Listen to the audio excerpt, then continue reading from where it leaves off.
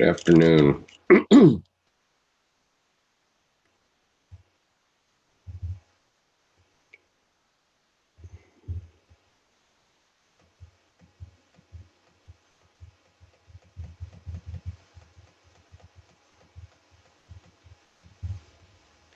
Good afternoon. Today I'm going to read the first half of chapter 3 of Sacred Chaos, Reflections on God's Shadow and the Dark Self by Françoise O'Kane. And I'm reading from chapter 3.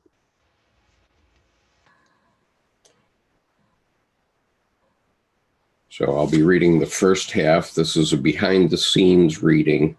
And so that means it will be filled with my flubs and rereads. And let me first mention that there's a footnote here.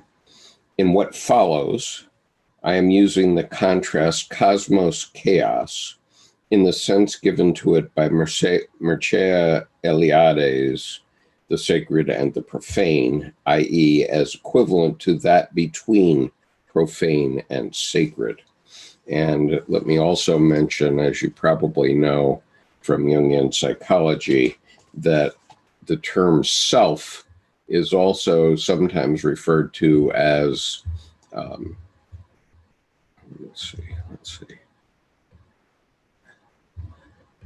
is also sometimes referred to, did I lose?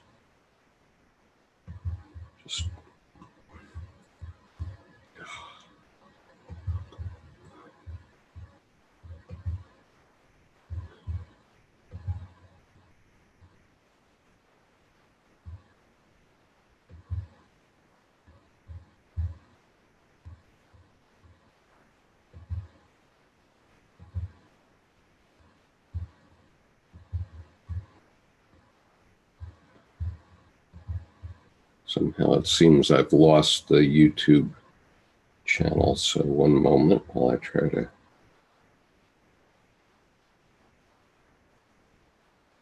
Okay, maybe it's all right. Except I cannot see the YouTube channel any longer, so I won't be taking any comments here.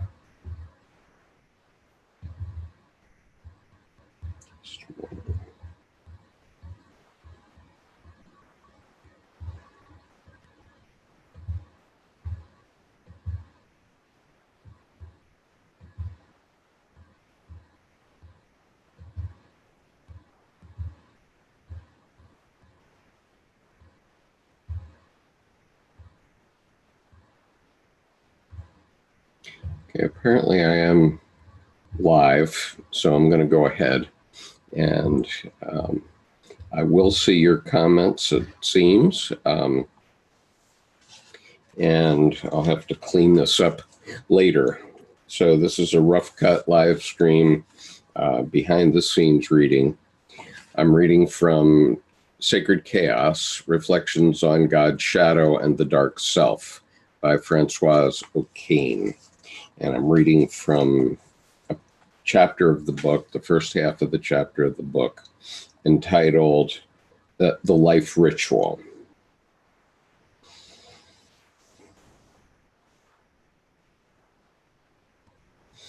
I just want to point out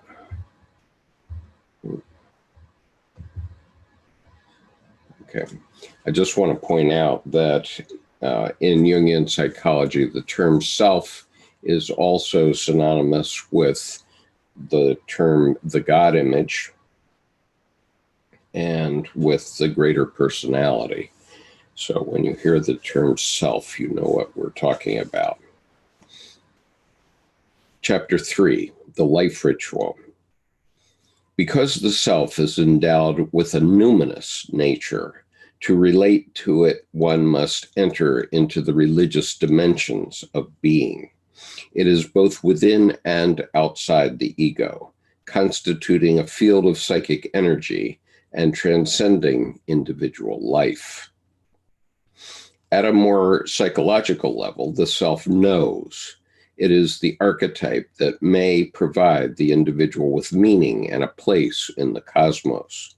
This being so, This being so, the quest involved in the analytic process naturally involves confronting questions that can only be termed religious, even when they are not concerned with theology as such. For this to become clear, we need to think only of the life-death duality as an integral part of the self archetype. The confrontation with death always implies accepting a dimension that transcends consciousness and ego control, and that transcends consciousness and ego control, and that raises the question of the meaning of life. The search for the propitious attitude must therefore take account of a religious axis. At this level, both analysand and analyst need to develop a relationship with the sacred, with the domain that relates to a transcendent power, including all the forms in which this power may manifest. In order to define the means that can serve this confrontation, I shall reflect here on the way some social groups relate to the sacred. In particular, we shall see how they include both its light and dark sides in their perception of the cosmos, and how they develop ritual behavior designed to establish an adequate relationship with, and how they develop ritual behavior designed to establish an adequate relationship with ambiguous deities. This type of behavior is most clearly expressed in rites of passage. These concern phases during which the sacred threatens to invade and destroy everyday life. Since the passage involves a change in social order or a modification of personal status, depending on whether the rite is collective or individual. Sorry, let me correct my image a little bit.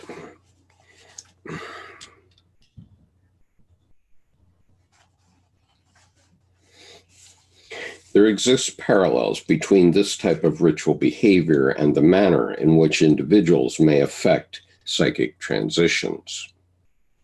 It thus seems useful to apply models developed by social anthropology to a psychological approach concerning modern individuals.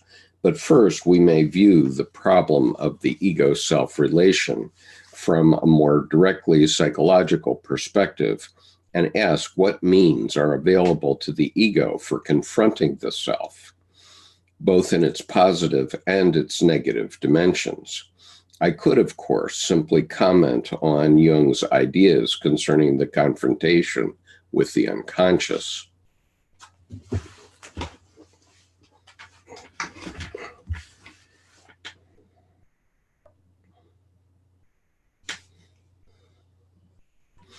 This would include, among other things, a discussion of the transcendent function and of the ways in which it manifests in symbols and in dreams. However, I am interested here in a more specific problem, which may be formulated as follows. Granted that in certain individuals, the self-archetype has been unilaterally constellated, that is, that its dark pole overshadows the ego, and that the ego self-axis is inadequately developed, that it is unstable, and even that it has been cut. Where does the analytic process intervene to try to help the analysand manage the situation? In my experience, work on dreams and personal symbolic material is often not possible at this stage, or it does not help.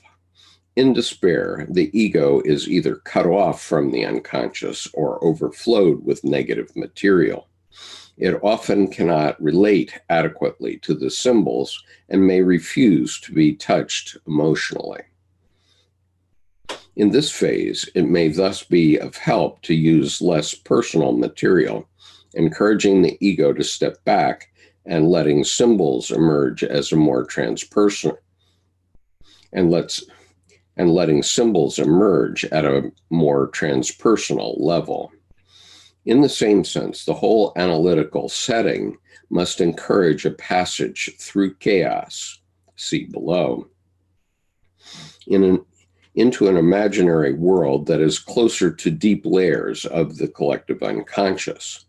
Through this passage, a bridge will gradually be built, connecting the analysand with a more basically human level. The contact with archetypes may then give back to the individual psyche a sense of being in the world, of being part of a larger cosmos. Later in the process, this emotional experience can be brought closer to consciousness and to an ego that will have rediscovered its connectedness with the self. In other words, in cases where the ego self axis is lacking enough stability for a dialogue between personal conscious and unconscious, the analysis must first help the analysand. The analysis must first help the analysand regress in the sessions to the deeper levels of the collective unconscious, where he or she may be nourished and strengthened by the self. This will allow the axis to redevelop progressively, and a dialogue between its two poles will become possible, allowing the analysand to confront more personal material. Speaking more generally, individuation may be seen as a movement toward a greater awareness of the self. Through the different stages of life, the ego constantly moves along what may be termed a self-self axis. That is, from a totally unconscious self that preceded the stage in which the ego detached itself, ego-self axis, to a more conscious self, conscious being meant here as aware in an existential sense. However, the movement toward greater self-awareness is not a linear progression. The ego periodically regresses toward the original self in order to bring back more elements from the collective unconscious. It is this movement that I believe analysis must accompany and guide. In every case, but when dark aspects of the psyche are constellated, this return of chaos becomes all the more essential. This return to chaos becomes all the more essential. We shall see below how this return is affected by tribal man, for instance, through ritual, and what the corresponding psychic mechanisms may be. Okay, so I'm doing a live stream behind the scenes reading from this book, Sacred Chaos, Reflections on God's Shadow and the Dark Self. I have about 30 more minutes. I'm going to read the first half of this chapter, and then the second half will be read maybe later on today. So I'm at a subtitle entitled Imaginary Representations. The title of this chapter, The Life Ritual, was chosen to express the central symbolic meaning in a short story whose motifs symbolize the way the ego may relate adequately to a transcendent dimension of life, to the self. In the story, a specific endeavor allows a moment of life to be created. Here is a summary.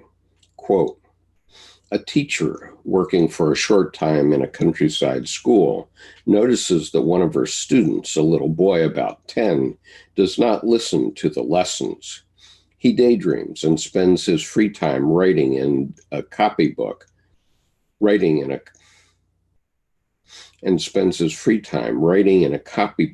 which he refuses to show her. He also won't let her talk to his parents. She is intrigued by the secret he seems to be hiding, but she does not insist on finding out what it is until the day when the boy breaks until the day but she does not insist on finding out what it is until the day when the boy breaks his leg by falling from a tree. The doctor wants the child to stay in hospital, but he cries. He is in a state of absolute panic and insists he has to go home, declaring that it is a matter of life and death. The boy eventually explains the reason for his upset. His parents were both dead, and his only family is his grandfather, with whom he lives. Before dying, his father made him promise to take over his own daily task, that is, to imagine and tell the grandfather every evening a new episode of a story. It is listening to this story that keeps the grandfather alive. And should the child fail only once in his task, the grandfather would die. Up until this day, the boy had conscientiously carried out his duty, despite the isolation involved by his not being able to tell anyone. The teacher promises to take the place of the child if he stays in hospital, and invents a new episode for the grandfather, thus keeping him alive for another day. There's a footnote here from a British television series, The Journey to the Unknown. The name of the author is not known, nor is the title that was given in the series.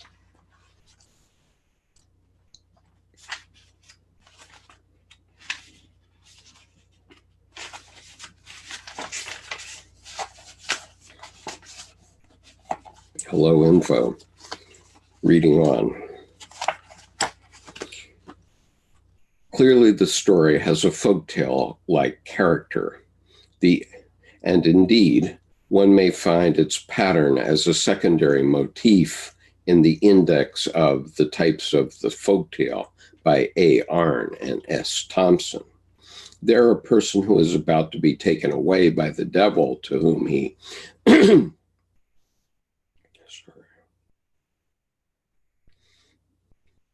There, a person who is about to be taken away by the devil to whom he or she has sold his or her soul, tries to gain time either by repeating a prayer or a story, or by baking bread. A similar motif is found in 1001 Nights. Having witnessed his beloved wife's adulterous behavior, the Sultan Shahryar goes mad and kills one maiden after another after they have spent the night with him. Scheherazade, the vizier's daughter, tells him archetypal tales, one every night. She is careful never to finish the story, and thus, by sustaining his curiosity, keeps postponing his revenge until the next day. The parallel with our story is clear. Death is being postponed by an act that feeds life at a concrete or an imaginary level. In the Sultan's case, the tales even succeed in progressively healing his murderous impulses. After 1001 Nights, he finds that he has no longer any need to take revenge. I see the story of the child with his grandfather as symbolizing a manner of approaching the dual nature of the self, of relating to the archetype at all by granting it its proper place in everyday life. In fact,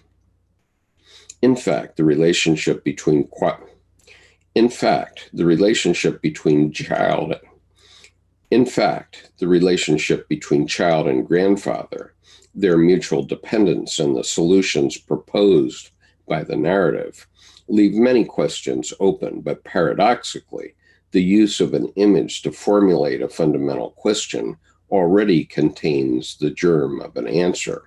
This approach is close to the transformation elaborated by the formulation of a rite. Ritual work structures the chaos of being and thus modifies it, rendering it more accessible. As seen from a psychic viewpoint, the daily story imagined by the child and fed to the grandfather plays a specific role. It bridges elements belonging to both the conscious and the unconscious, and, at a more general level, to the ego and the self. Its function is akin to that of a ritual. Whether he considers the time spent every day in storytelling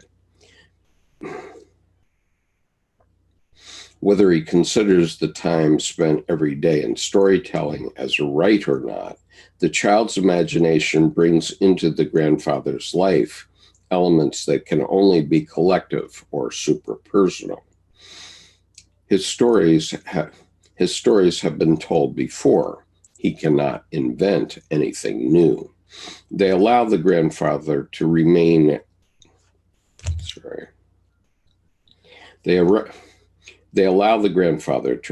connected to humanity in general, transcending his own individual fate. They keep him in touch with that part of the self which is not only personal. I use the term imaginary representation to express the capacity of such a story to mirror a different reality, and thus to serve as a bridge connecting ego and self. The imaginary world is transpersonal, constituting a fluid, eternal source that transcends individual life. Its images, on the other hand, find an echo in the individual's personal life experience and in the time-bound perception of reality.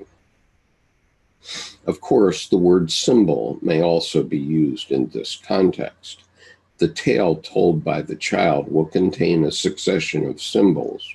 It will both express and impress, transforming energy and channeling it into a new form. But I use the other term in order to set it between the profane and the sacred, between linear and nonlinear time, as well as between directed and autistic thinking. What I mean by imaginary representation is the individual's active reception and physical or mental participation in images that are not a product of the ego only. No matter what means are used to do this, the images must be experienced emotionally rather than intellectually. Their energy must touch the ego and provoke an effective reaction that will be a source of change.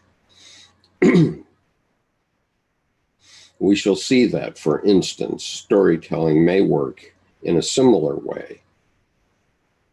We shall see, for instance, storytelling may work in a similar way to the way rituals work, by guiding the individual through a symbolic liminal period into a new state. Henry Corbin wrote The Mundus Imaginalis, quote, There is a world that is both intermediary and immediate, the world of the image, the Mundus Imaginalis, a world that is ontologically as real as the word of the senses and that of the intellect. I think he must mean the world. So I'm going to reread that. A world that is ontologically as real as the world of the senses and that of the intellect. This world requires its own faculty of perception, namely imaginative power, a faculty with a cognitive function, a noetic value, which is as real as that of sense perception or intellectual intention, unquote. James Hillman describes this imaginary world as a means of connecting with the archetypes, on the one hand, on the one hand, but also as a bridge toward a world in which the value of symbols results from their providing the individual with a cosmic grounding. In stressing the term imaginary representations and the importance of an active individual formulation of their contents, I am more interested in the pragmatic aspects of analytical work and less in the metaphysical, and up to a point socio-political questions raised by Hillman.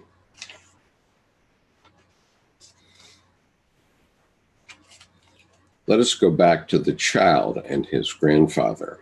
The story contains two axes, time and imaginative power, and describes how the second works on the first, that is, how the ego may be able to apply the second in order to work on the first.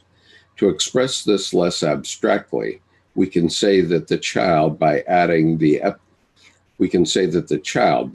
an episode to the narrative each morning, performs a ritual whose function it is to structure time and to create life.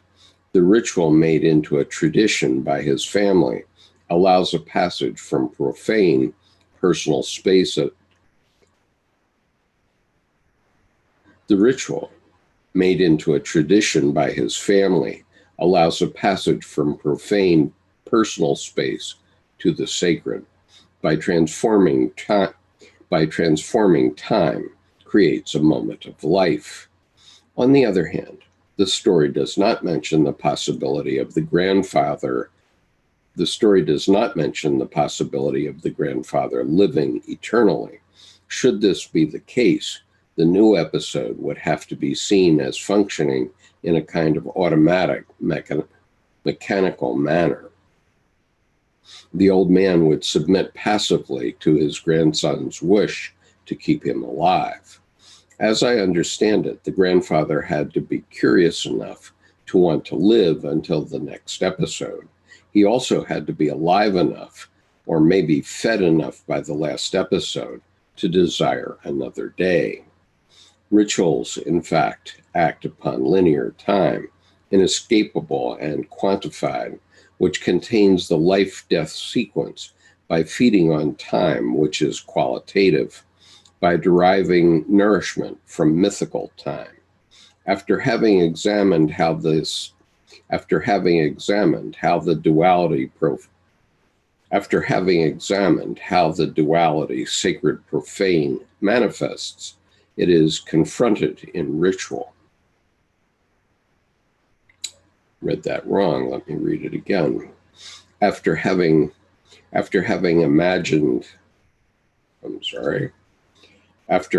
examined how the duality sacred profane manifests and is confronted in ritual, we shall focus on this dimension, since it constitutes the religious axis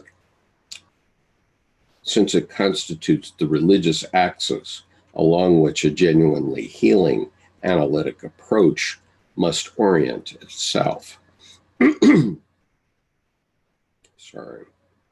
Since it constitutes the religious axis along which a genuinely healing analytic approach must orient itself. Now, I'll go on with this reading at a later time. I apologize for having to cut it short right now. I also apologize for the herky-jerky nature of the reading, because I have had an experience in childhood of my mother telling a story to my brother and me especially, but sometimes to my sister every evening. And it was a life-giving experience. And it lasted, I would say, about 3 years. And I only wish that at that time we had recording devices, because the story that she told at that time was truly precious. And at the same time, I'm having memories or thoughts about active imaginations I've done in tandem with others.